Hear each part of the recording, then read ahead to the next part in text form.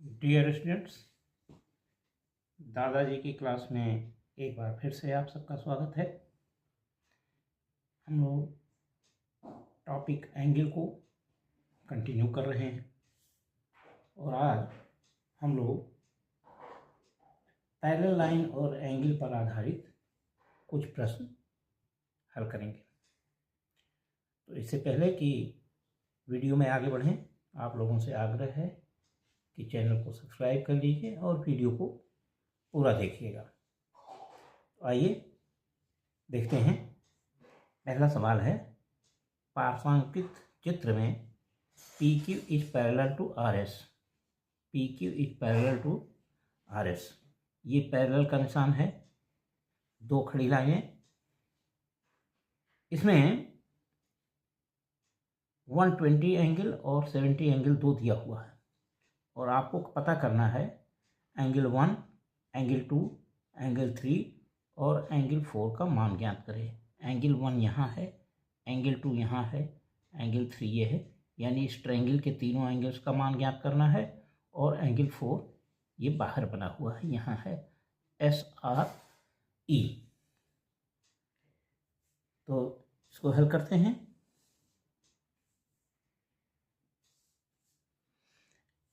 Angle 1 is equal to 180 minus 120 is equal to 60 degree. क्यों? क्योंकि 120 और 1 एंगल 1 और 120 एंगल ये लीनियर पेयर है। एक लाइन पर एक तरफ एंगल बना हुआ है, लीनियर पेयर है, इसलिए इन दोनों का सम 180 होगा। यानी एंगल 1 180 से 120 घटा करके निकलेगा, हमारा एक एंगल निकल आया। अब दूसरा देखते हैं, angle 2।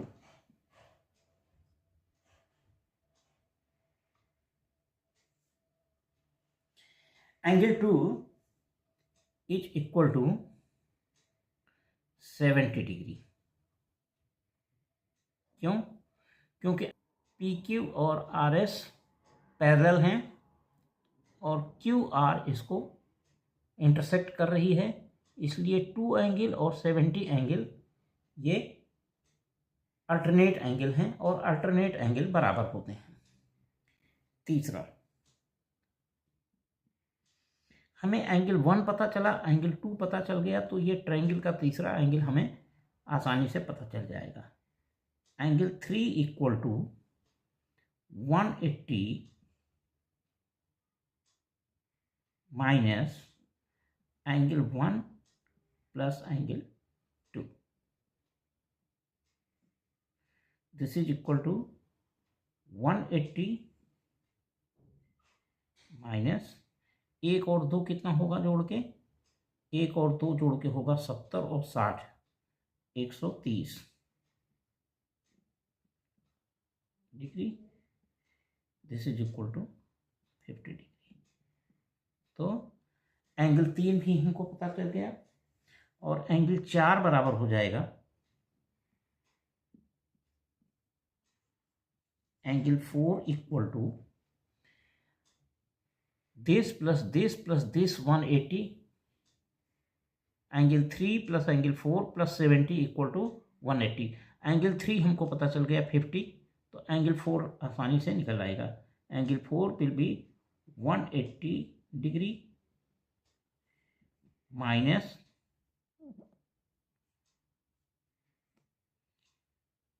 Angle 3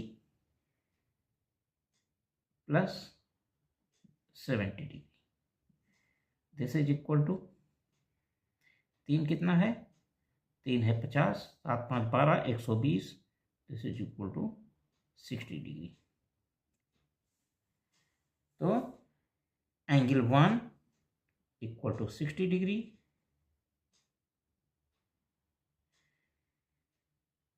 angle 2 this is equal to 70 degree, angle 3 this is equal to 50 degree and angle 4 this is equal to against 60 degree. ये आंसर हुआ। एंगल 1 और 4 को करस्पॉन्डिंग एंगल के नाते भी बराबर कर सकते हैं। एंगल 1 और 4 को करस्पॉन्डिंग एंगल के नाते भी बराबर कर सकते हैं। 1 इज 60, इसलिए 4 भी 60 होगा। आइए दूसरा सवाल देखते हैं। दूसरा क्वेश्चन है, find which pair of lines is parallel. A में दो लाइन दी हुई हैं एल एम, और एक लाइन जिसको हम ट्रांसवर्सल कहेंगे एन, इसको इंटरसेक्ट करती है, और इसमें एंगल दिए हुए हैं। ये एंगल 120 का है और ये वाला एंगल 60 का है। बी ऑप्शन में दो लाइन है एल और एम और एक ट्रांसवर्सल एन, इसको इंटरसेक्ट करती है। ये वाला एंगल 32 दिया है, ये वाला एंगल 35 दिया हुआ है। सी ऑप्शन में एल और एम दो लाइन है जिसको एन ट्रांसवर्सल इंटरसेक्ट करती है। एक एंगल 65 दिया है और एक एंगल 60 दिया हुआ है। आइए चेक करते हैं कि कौन सा पेयर ऑफ लाइन पैरेलल है। तो पहले ए को चेक करते हैं। एल और एम दो लाइन है, एन इंटरसेक्ट कर रही है। ये वाला एंगल 120 है, ये वाला एंगल 60 है। तो अगर हम इस एंगल को ध्यान से देखें तो ये एंगल 120 होगा। क्यों? क्योंकि ये 60 और ये दोनों एंगल लीनियर पेयर हैं, एक लाइन पर एक तरफ बने हुए एंगल हैं। तो ये 60 होगा तो ये 120 होगा, क्योंकि दोनों का जोड़ 180 होना जरूरी है। अब अगर इन दोनों को कंपेयर करें तो दोनों ही एंगल सिमिलरली सिचुएटेड हैं। लाइन के ट्रांसवर्सल लाइन के एक तरफ, और जो हमारी पेयर ऑफ लाइन है एल से भी ऊपर है और एम से भी ऊपर है, इसलिए ये करस्पॉन्डिंग एंगल या संगत कोण हैं। लेकिन ये बराबर हैं। जब संगत कोण बराबर होते हैं तो सेट ऑफ लाइंस वो पैरेलल होती है, इसलिए ये लाइन एल और एम पैरेलल होगी। इसमें जो 32 और 35 एंगल दिया हुआ है ये ट्रांसवर्सल लाइन से ऊपर है और दोनों सेट ऑफ लाइन से एल से और एम से दोनों से लेफ्ट में है, यानी ये सिमिलरली सिचुएटेड एंगल्स हैं, इसलिए ये करस्पॉन्डिंग एंगल हुए, संगत कोण हुए, लेकिन ये बराबर नहीं है।